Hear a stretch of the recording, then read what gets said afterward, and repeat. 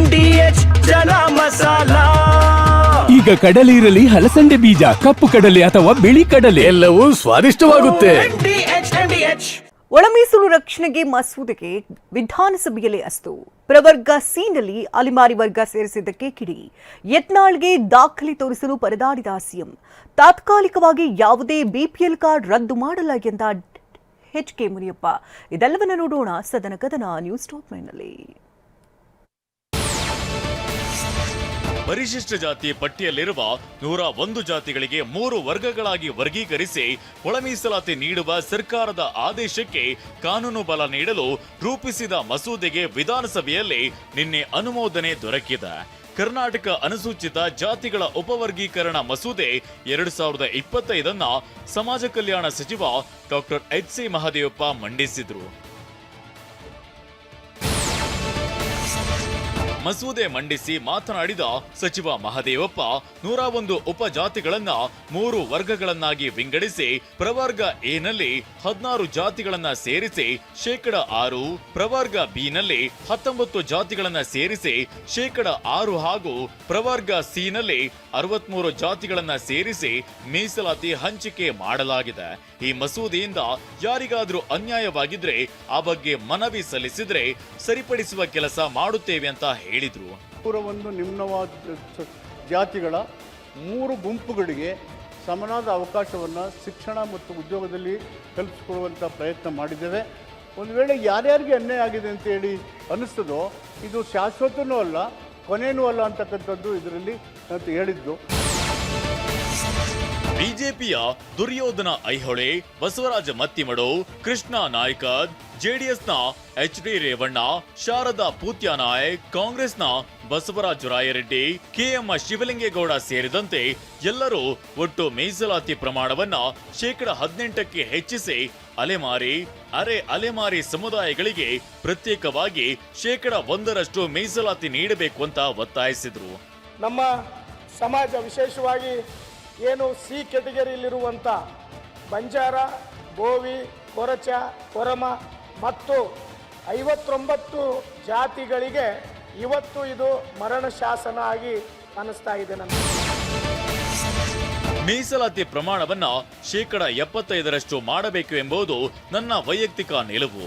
ಬೊಮ್ಮಾಯಿ ಸರ್ಕಾರ ಪರಿಶಿಷ್ಟ ಜಾತಿಗೆ 17% ಮತ್ತು 7% ಮೀಸಲಾತಿ ನಿಗದಿ ಮಾಡಿದ್ದನ್ನ ನಾನು ಎಂದೂ ವಿರೋಧ ಮಾಡಿರಲಿಲ್ಲ. ನಾನು ವಿರೋಧ ಮಾಡಿದ್ದೇನೆ ಅಂತ ಅರವಿಂದ್ ಬೆಲ್ಲಾದ್ ಹೇಳಿದ್ದಾರೆ. ಅದಕ್ಕೆ ದಾಖಲೆ ಇದ್ರೆ ಕೊಡ್ಲಿ. ಒಳ ಮೀಸಲಾತಿ ಕುರಿತು ನಾನು ಹೋರಾಟ ಮಾಡಿದ್ದೇನೆ ಅಂತ ಸಿಎಂ ಸಿದ್ದರಾಮಯ್ಯ ನಿನ್ನೆ ವಿಧಾನಸಭೆಯಲ್ಲಿ ಹೇಳಿದ್ರು. ಪರಿಶಿಷ್ಟ ಜಾತಿಯವರಿಗೆ ಅವರ ಜನಸಂಖ್ಯೆಗೆ ಅನುಗುಣವಾಗಿ ಮೀಸಲಾತಿ ಇರಬೇಕು, ಪರಿಶಿಷ್ಟ ವರ್ಗದವರಿಗೆ ಅವರ ಜನಸಂಖ್ಯೆಗೆ ಅನುಗುಣವಾಗಿ ಮೀಸಲಾತಿ ಇರಬೇಕು. ಇವತ್ತೂ ಕೂಡ ಹೇಳ್ತೇನೆ,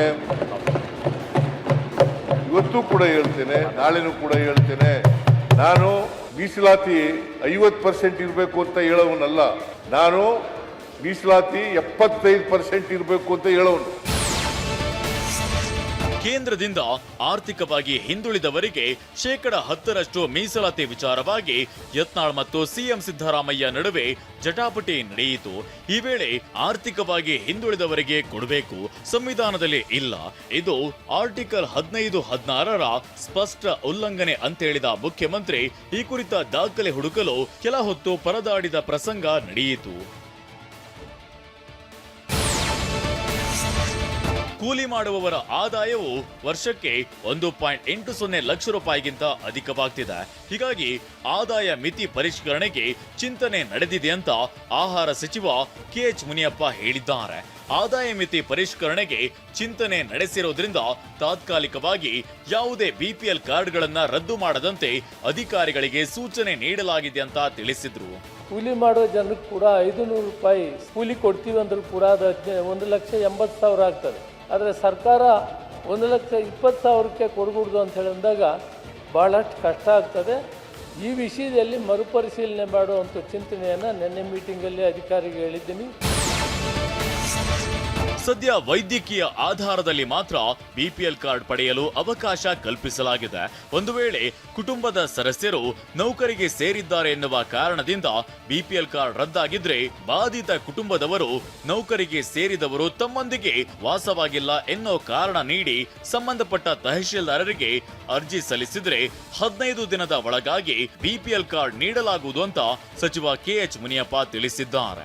ಮನೆಯಲ್ಲಿರೋ ತಾಯಿ ತಂದೆ ಅಥವಾ ಯಾರೋ ಅವರೊಂದು ಅರ್ಜಿ ಹಾಕಿದ್ರೆ 15 ದಿನದಲ್ಲಿ ಯಾರು ಕೆಲಸಕ್ಕೆ ಹೋಗ್ತಾರೆ ಅವರು ನಮ್ಮ ಜೊತೆಯಲ್ಲಿಲ್ಲ, ಅವರು ಬೇರೆ ಇದ್ದಾರೆ, ನಮಗೆ ತೊಂದರೆ ಆಗಿದೆ ಅಂತ ಹೇಳಿದರೆ 15 ದಿನದಲ್ಲಿ ಮತ್ತೆ ಅವರು ಕಾರ್ಡನ್ನು ಕೊಡುವಂಥ ವ್ಯವಸ್ಥೆಯನ್ನು ಮಾಡಿದ್ದೇವೆ. ರಾಯಚೂರು ಜಿಲ್ಲೆಯಲ್ಲಿ ತಕ್ಷಣವೇ ಏಮ್ಸ್ ಸ್ಥಾಪನೆ, ಕೃಷ್ಣಾ ಮೇಲ್ದಂಡೆ ಯೋಜನೆ 3ನೇ ಹಂತವನ್ನ ತಕ್ಷಣವೇ ರಾಷ್ಟ್ರೀಯ ಯೋಜನೆಯನ್ನಾಗಿ ಘೋಷಿಸಲು ಅನುದಾನ ಬಿಡುಗಡೆಗೆ ಒತ್ತಾಯ, ಸಮಾನ ಎಥನಾಲ್ ಸಂಗ್ರಹಣೆ ಪ್ರಮಾಣ ನಿಗದಿಪಡಿಸುವಂತೆ ಒತ್ತಾಯ ಹಾಗೂ ಕಲ್ಯಾಣ ಕರ್ನಾಟಕ ಪ್ರಾದೇಶಿಕ ಅಭಿವೃದ್ಧಿ ಮಂಡಳಿಗೆ 5,000 ಕೋಟಿ ಅನುದಾನ ಬಿಡುಗಡೆಗೆ ಕೇಂದ್ರವನ್ನ ಒತ್ತಾಯಿಸಿ ನಿರ್ಣಯ ಅಂಗೀಕರಿಸಲಾಗಿದೆ.